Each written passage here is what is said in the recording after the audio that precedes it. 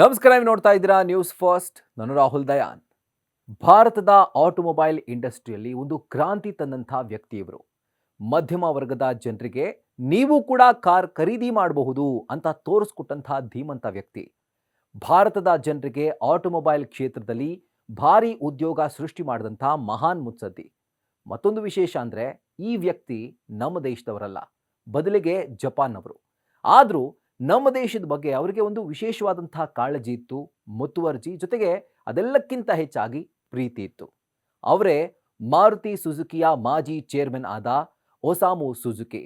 ಇವರು 1958ರಲ್ಲಿ ಸುಜುಕಿ ಕಂಪನಿಗೆ ಸೇರ್ಕೊಂಡ ನಂತರ 1978ರಲ್ಲಿ ಅದೇ ಕಂಪನಿಯ ಪ್ರೆಸಿಡೆಂಟ್ ಆಗ್ತಾರೆ. ಅದಾದ ನಂತರ ಅವ್ರಿಗೊಂದು ಕನಸು ಚಿಗುರೊಡೆಯುತ್ತೆ. ಅದೇನೆಂದ್ರೆ ಈ ಸುಜುಕಿ ಕಂಪನಿನ ವಿಶ್ವದ ಮಾರುಕಟ್ಟೆಯಲ್ಲಿ ವಿಸ್ತಾರ ಮಾಡಬೇಕು ಅನ್ನೋದು ಅವರ ಆಸೆ ಆಗಿರುತ್ತೆ. ಆಗ ಅವರು ಆಯ್ಕೆ ಮಾಡಿಕೊಳ್ಳುವಂತಹ ದೇಶನೇ ನಮ್ಮ ಭಾರತ. ಹಾಗೂ ಆ ಕಾಲದಲ್ಲಿ ನಮ್ಮ ದೇಶದಲ್ಲಿ ಶ್ರೀಮಂತರಿಗೆ ಮಾತ್ರನೇ ಕಾರುಗಳು ಸೀಮಿತವಾಗಿದ್ವು. ಅಂದರೆ ಶ್ರೀಮಂತರಾಗಿದ್ದರೆ ಮಾತ್ರನೇ ಅವರ ಬಳಿ ಕಾರ್ ಇರ್ತಾ ಇತ್ತು. ಅದನ್ನ ಸುಳ್ಳು ಮಾಡಿದ್ದೆ ಈ ಒಸಾಮು ಸುಜುಕಿ. ಯಾಕಂದ್ರೆ ಆಗ ಇವರು ಭಾರತದ ಸರ್ಕಾರದ ಜೊತೆ ಪಾರ್ಟ್ನರ್ಶಿಪ್ನೊಂದಿಗೆ ಕೆಲಸ ಮಾಡೋಕೆ ಶುರು ಮಾಡ್ತಾರೆ. ಅಂದರೆ ಜಪಾನಿಂದ ಬಂದಂತಹ ಕಂಪನಿ ನಮ್ಮ ದೇಶದ ಸರ್ಕಾರದ ಜೊತೆಗೆ ಕೈ ಜೋಡಿಸಿ ಹೊಸ ಕಾರ್ಗಳನ್ನ ಲಾಂಚ್ ಮಾಡಬೇಕು ಅಂತ ಹೇಳಿ ಪ್ಲಾನ್ ಮಾಡ್ತಾರೆ. ಹಾಗೆ ಹುಟ್ಕೊಂಡಂತಹ ಕಂಪನಿನೇ ಮಾರುತಿ ಉದ್ಯೋಗ್. ಸೊ ಇದನ್ನ ಸ್ಥಾಪನೆ ಮಾಡಿ 1982ರಂದು ಮಾರುಕಟ್ಟೆಗೆ ಪರಿಚಯಿಸಿದ್ದೆ ಮಾರುತಿ 800 ಕಾರ್. ಈ ಚಿಕ್ಕ ಕಾರ್ ಅದೆಷ್ಟರ ಮಟ್ಟಿಗೆ ಹಿಟ್ಟಾಯಿತು ಅಂತಂದ್ರೆ ಒಬ್ಬ ಸಾಮಾನ್ಯ ಮಧ್ಯಮ ವರ್ಗದ ಕಾರ್ ಇದು ಅಂತಾನೆ ಫೇಮಸ್ ಆಯಿತು.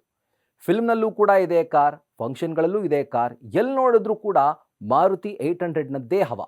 ಜೊತೆಗೆ ಇಡೀ ಭಾರತೀಯ ಆಟೋಮೊಬೈಲ್ ಕ್ಷೇತ್ರದಲ್ಲಿ ಒಂದು ಕ್ರಾಂತಿಯನ್ನ ಇವರು ಮಾಡಿದ್ರು. ಸೊ ಈ ಕಾರ್ ಅಂದ್ರೆ ಮಾರುತಿ 800 ಕಾರ್ ಪ್ರತಿಯೊಬ್ಬರು ಕೂಡ ಖರೀದಿ ಮಾಡಬಹುದು. ಎಸ್ಪೆಷಲಿ ಮಿಡಲ್ ಕ್ಲಾಸ್ ಫ್ಯಾಮಿಲಿಯವರು ನಮಗೂ ಕೂಡ ಕಾರು ಕೊಂಡ್ಕೊಳ್ಬಹುದು ಅನ್ನುವಂಥ ಒಂದು ನಂಬಿಕೆಯನ್ನ, ಅಧೈರ್ಯವನ್ನ ಈ ಕಾರ್ ಕೊಟ್ಟಿತ್ತು. ನಂತರ ಜಂಟಿಯಾಗಿ ಮಾರುತಿ ಉದ್ಯೋಗ್ ಕಂಪನಿ ಅನೇಕ ಕಾರ್ಗಳನ್ನ ಪರಿಚಯ ಮಾಡ್ತು. ಆಗ್ಲೇ ನೋಡಿ ಇಡೀ ದೇಶದ ಬ್ರ್ಯಾಂಡ್ ಆಗಿ ಮಾರುತಿ ಹೊರಹೊಮ್ಮಿತ್ತು. ನಂತರ 2007ರಲ್ಲಿ ಸರ್ಕಾರ ಈ ಪಾರ್ಟ್ನರ್ಶಿಪ್ನಿಂದ ಹಿಂದೆ ಸರಿದಾಗ ಇದೇ ಮಾರುತಿ ಉದ್ಯೋಗ್ ಅಂತ ಇದ್ದಂಥ ಕಂಪನಿಯ ಹೆಸರನ್ನ ಮಾರುತಿ ಸುಜುಕಿಯಾಗಿ ಬದಲಾಯಿಸಲಾಯಿತು. ಆದರೂ ಕೂಡ ಭಾರತದ ಮೇಲಿನ ಸುಜುಕಿ ಅವರ ಪ್ರೀತಿ ಚೂರು ಕೂಡ ಕಮ್ಮಿ ಆಗಲಿಲ್ಲ. ಅವರ ಪ್ರಕಾರ ಭಾರತ ಇಡೀ ಜಗತ್ತಿನಲ್ಲೇ ಆಟೋಮೊಬೈಲ್ ಕ್ಷೇತ್ರದಲ್ಲಿ ಶ್ರೇಷ್ಠ ಸಾಧನೆ ಮಾಡುತ್ತೆ, ಮುಂಚೂಣಿಯಲ್ಲಿ ಇರುತ್ತೆ ಅನ್ನೋದನ್ನ ಅವರು ಆಗಲೇ ಅರ್ತಿದ್ರು. ಆಗ ನಮ್ಮ ದೇಶದಲ್ಲಿ ಈಗಿರುವಂತಹ ಹಾಗೆ ಓಪನ್ ಮಾರ್ಕೆಟ್ ಸಿಸ್ಟಮ್ ಇರಲಿಲ್ಲ.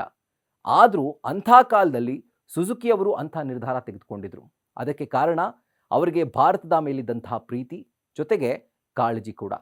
ಹೀಗೆ ಜಪಾನ್ನಲ್ಲಿ, ನಮ್ಮ ದೇಶದಲ್ಲಿ ಹಾಗೂ ವಿಶ್ವದ ಅನೇಕ ದೇಶಗಳಲ್ಲಿ ಮಾರುತಿ ಸುಜುಕಿ ಕಂಪನಿ ತನ್ನ ಛಾಪನ್ನ ಮೂಡಿಸಿದೆ.